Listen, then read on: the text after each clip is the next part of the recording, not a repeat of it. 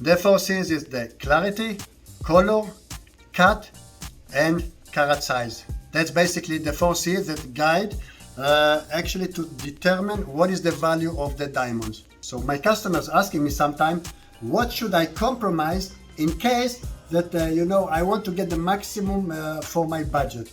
Should I compromise the color, DEF color? Should I compromise the clarity or cut or the size?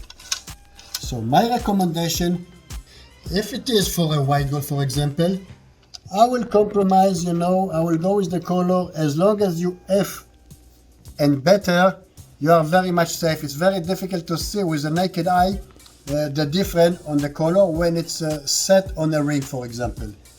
And same story for the quality, to see the imperfection on VVS, flawless VVS, VS, you are not able to see anything with the naked eye.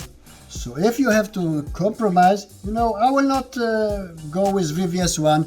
I will compromise, I will go to VS1 or VS2 even if sometime, and I will never compromise the cut.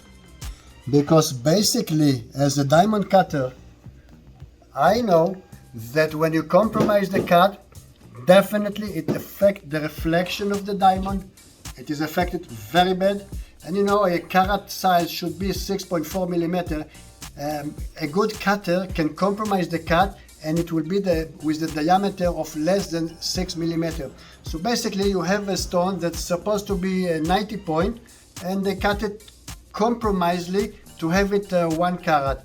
So don't compromise the cut. If need, compromise the VVS, VS up to certain level.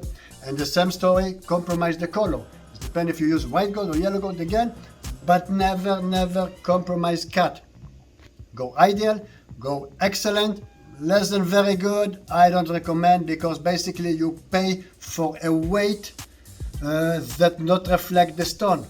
So that's my opinion about if needed to compromise, where to compromise.